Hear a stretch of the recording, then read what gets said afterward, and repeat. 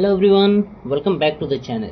तो आज हम लोग करेंगे last topic of BRS, bank reconciliation statement का लास्ट टॉपिक करेंगे, जो कि हमारा है ओवरड्राफ्ट एज पर पासबुक। ठीक है, debit balance as per cash book, credit balance as per cash book और credit balance as per passbook. ये तीनों कंडीशन हम लोग कर चुके हैं। तो अब हम करेंगे overdraft as per passbook. Overdraft कौन सा होता है? Debit balance as per passbook. ठीक है, इसका मतलब क्या होता है? इसका मतलब ये होता है, डेबिट बैलेंस या ओवरड्राफ्ट, इसका मतलब होता है कि बैंक में आपका पैसा माइनस में है, यानी कि आप कह सकते हैं कि आप बैंक में कर्जे में है। ठीक है, तो इसको आज हमें करना है और इस चैप्टर को खत्म करना है। तो देखिए, इसके लिए हमें क्या है, सेम वही सारी चीजें हैं जो मैंने आपको पिछले वीडियोस में बताया हुआ है कि जब हमारा पासबुक का बैलेंस दिया होता है तो हमें पासबुक को कैश बुक से मैच करना होता है, और जब कैश बुक का दिया होता है तो कैश बुक को पासबुक से। ओवरड्राफ्ट बैलेंस है तो कुछ भी नहीं है, घबराने की जरूरत नहीं है। बस हमें सिर्फ क्या करना है कि जो बैलेंस दिया है ओवरड्राफ्ट है तो उसको माइनस वाले में लिखना है, प्लस वाले में नहीं लिखना है। ठीक है, तो चलिए देखते हैं एक क्वेश्चन, ताकि आपका कॉन्सेप्ट और अच्छे से क्लियर हो जाए। तो देखिए, ये मैंने क्वेश्चन लिया हुआ है, overdraft shown by the passbook of mister Murali is ₹20,000। ठीक है, प्रिपेयर बैंक रिकॉन्सिलेशन स्टेटमेंट। अब देखिए, मुरली का अकाउंट जो है, बैंक अकाउंट, वो क्या दिखा रहा है? ₹20,000 overdraft means debit balance minus में दिखा रहा है बैलेंस। ठीक है, तो सबसे पहले हम क्या करेंगे, सबसे पहले हमारा क्वेश्चन में दिया है ओवरड्राफ्ट एज पर पासबुक, है ना, यानी कि डेबिट बैलेंस कितना रुपए?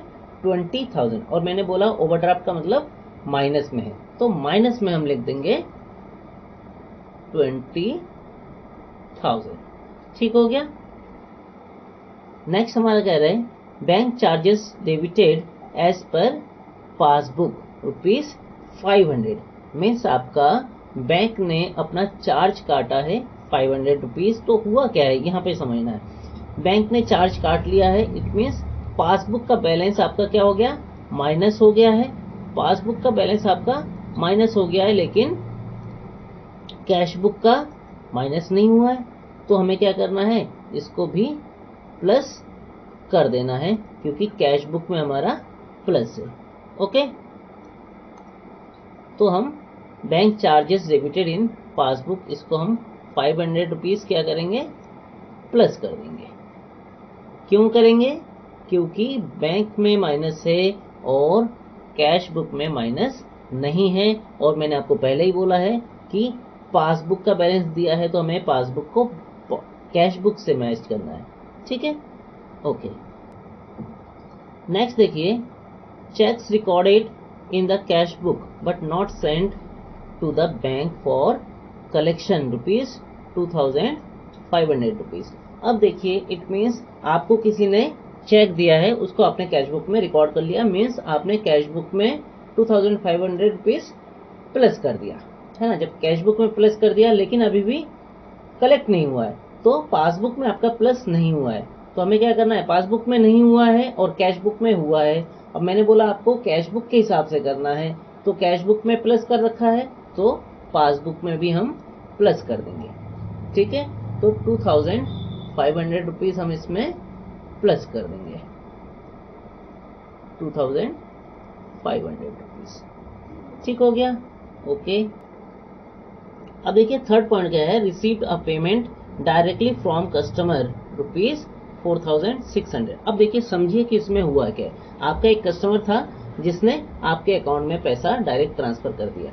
तो इसमें क्या हुआ है, पासबुक में प्लस हो गया है, जबकि कैश बुक में तो नहीं है। अब हमें पासबुक को कैश बुक से मिलाना है, तो हमें क्या कर देना है, अब माइनस कर देना है। ठीक है, तो amount directly received in the bank, इसको हमें क्या कर देना है, माइनस कर देना है। कितना रुपए? ₹4,600। ठीक हो गया, ओके। नेक्स्ट देखिए, नेक्स्ट हमारा है check issued but not presented for payment. अब हमने क्या है 6,980 रुपीज का चेक इशू तो कर दिया, बट वो अभी तक बैंक में प्रेजेंट नहीं हुआ है पेमेंट के लिए। तो देखिए जब आपने चेक इशू किया होगा तो क्या किया होगा, आपने कैश बुक में माइनस कर दिया होगा, जबकि अभी तक तो पासबुक में माइनस नहीं हुआ है। तो पासबुक में भी हमें क्या कर देना है, माइनस कर देना है। ठीक है, तो इसको हमें क्या कर देना है, माइनस कर देना है। कितना, 6,980 rupees. Check issued but not presented for payment 6,980 rupees. Clear? Okay, next. अब देखिए फिफ्थ कह रहा है interest credited by the bank ₹100। अब बैंक ने आपके अकाउंट में 100 रुपीज क्रेडिट कर दिया एज इंटरेस्ट, मीन्स पासबुक में प्लस हो गया, जबकि कैश बुक में तो नहीं है। तो इसको भी हमें क्या कर देना है, माइनस कर देना है। ठीक है, तो इंटरेस्ट क्रेडिटेड बाय बैंक, इसको हमें क्या कर देना है, माइनस कर देना है, क्योंकि पासबुक में प्लस हो रखा है और कैश बुक में प्लस नहीं हो रखा है। ठीक हो गया? ओके, नेक्स्ट देखिए LIC पेड बाय बैंक ₹2,500। अब आपका LIC था, उसके प्रीमियम जो है बैंक ने पेमेंट कर दिया, मीन्स पासबुक में आपका माइनस हो गया है। पासबुक में माइनस हो गया है लेकिन कैश बुक में तो नहीं हुआ है। तो इसको हमें क्या करना है, पासबुक को कैश बुक के बराबर लाने के लिए क्या करना पड़ेगा, आपको 2,500 रुपीज प्लस करना पड़ेगा।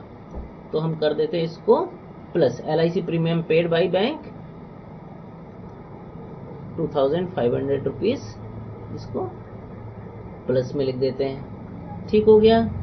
ओके, नेक्स्ट देखिए, नेक्स्ट हमारा है